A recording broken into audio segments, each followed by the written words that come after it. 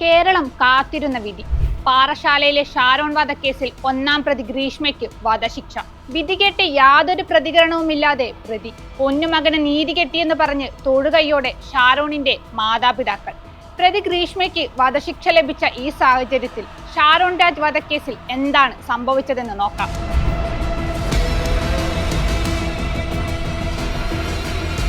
ഒരേ ബസ്സിലെ യാത്രയാണ് അഴകിയ മണ്ഡപം മുസ്ലിം ആർട്സ് ആൻഡ് സയൻസ് കോളേജിലെ വിദ്യാർത്ഥിനിയായ ഗ്രീഷ്മയെയും നെയ്യൂർ ക്രിസ്ത്യൻ കോളേജിലെ വിദ്യാർത്ഥിയായ ഷാരോൺ രാജിനെയും പ്രണയത്തിലേക്ക് എത്തിച്ചത്. പഠനത്തിൽ ഗ്രീഷ്മ പിറകോട്ട് പോയതിന്റെ കാരണമന്വേഷിച്ച സമയത്താണ് വീട്ടുകാർ ഈ ബന്ധത്തെക്കുറിച്ച് അറിയുന്നത്. ഇതിനിടെ ഗ്രീഷ്മയ്ക്ക് പുതിയ വിവാഹാലോചന വന്നു. ഇതോടെ ഷാരോൺ രാജിനെ ഒഴിവാക്കാൻ ഗ്രീഷ്മ ശ്രമം തുടങ്ങി. പല കാരണങ്ങൾ പറഞ്ഞ് ഷാരോണിനെ ഒഴിവാക്കാൻ ശ്രമിച്ചെങ്കിലും ഷാരോൺ പിന്മാറിയില്ല. ആദ്യ ഭർത്താവ് മരിക്കുമെന്ന് ജോത്സ്യൻ പറഞ്ഞെന്നും അതുകൊണ്ട് നമുക്ക് ഉടൻ വിവാഹം കഴിക്കേണ്ടെന്നും ഗ്രീഷ്മ പറഞ്ഞു നോക്കി.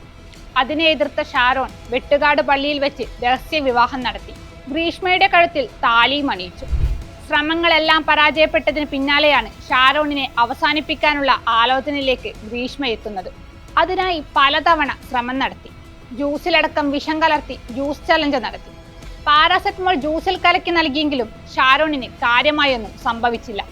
ഇതോടെയാണ് കഷായത്തിൽ കളനാശിനി കലർത്തിയുള്ള ശ്രമം. സെക്സിന് താല്പര്യം പ്രകടിപ്പിച്ച് 2022 ഒക്ടോബർ 14 ഷാരോണിനെ വീട്ടിലേക്ക് വിളിച്ചു വരുത്തിയ ഗ്രീഷ്മ പാരക്വറ്റ് എന്ന കളനാശിനി ചേർത്ത കഷായം കുടിക്കാൻ നൽകുന്നു. സ്ഥിരമായി കഷായം കുടിക്കുന്നത് പറഞ്ഞ് ഷാരോൺ കളിയാക്കുമായിരുന്നുവെന്നും എന്നാൽ ഒന്ന് ടേസ്റ്റ് ചെയ്തു നോക്കൂ എന്ന് പറഞ്ഞ് ഷാരോണിന് കുടിക്കാൻ കൊടുക്കുകയായിരുന്നുവെന്നും ഗ്രീഷ്മ മൊഴി നൽകി.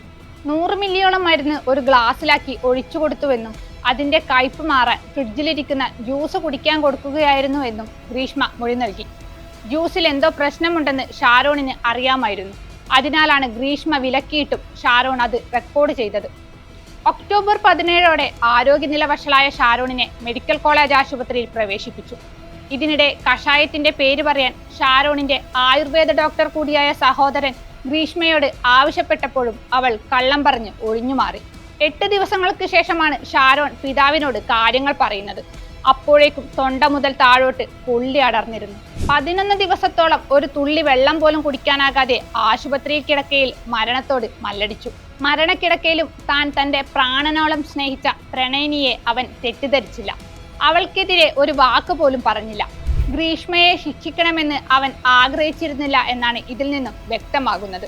ആന്തരാവയവങ്ങളുടെ പ്രവർത്തനം ഒന്നൊന്നായി നിലച്ചതോടെ ഒക്ടോബർ 25 ഷാരോൺ മരണത്തിന് കീഴടങ്ങുകയായിരുന്നു. കൃത്യമായി ആസൂത്രണം ചെയ്താണ് ഗ്രീഷ്മ കൊലപാതകം നടത്തിയത്. അതിനായി പാരക്വറ്റിനെ കുറിച്ച് ഗൂഗിളിൽ ഉൾപ്പെടെ സെർച്ച് ചെയ്തു. സ്ലോ പോയിസൺ ആണെന്നും 24 മണിക്കൂറിൽ ശരീരത്തിൽ നിന്നും അതിന്റെ അംശം ഇല്ലാതാകുമെന്നും മനസ്സിലാക്കി. എന്നാൽ ശ്വാസകോശത്തെ ഉൾപ്പെടെ അത് സാരമായി ബാധിക്കുമെന്ന കാര്യം ഗ്രീഷ്മ മനസ്സിലാക്കിയില്ല. അതാണ് ഒടുവിൽ തെളിവായത്. ഷാരോൺ വയ്യാതായത് മുതൽ തുടർച്ചയായി വാട്സപ്പ് ചാറ്റ് ചെയ്തിരുന്നു. അപ്പോഴും കഷായത്തിന്റെ പേര് പറയുന്നതിൽ നിന്ന് അവൾ ഒഴിവായി. ഇതൊക്കെ തെളിവായി പരിഗണിച്ച കോടതി ഗ്രീഷ്മ ചെയ്ത ക്രൂരകൃത്യങ്ങൾ എണ്ണി പറഞ്ഞു. സ്നേഹിക്കുന്ന ഒരാളെയും വിശ്വസിക്കാൻ കൊള്ളില്ലെന്ന സന്ദേശമാണ് ഈ കുറ്റകൃത്യം സമൂഹത്തിന് നൽകുന്നതെന്ന് പറഞ്ഞ കോടതി ഗ്രീഷ്മയ്ക്ക് തൂക്കുകയർ വിധിക്കുകയായിരുന്നു.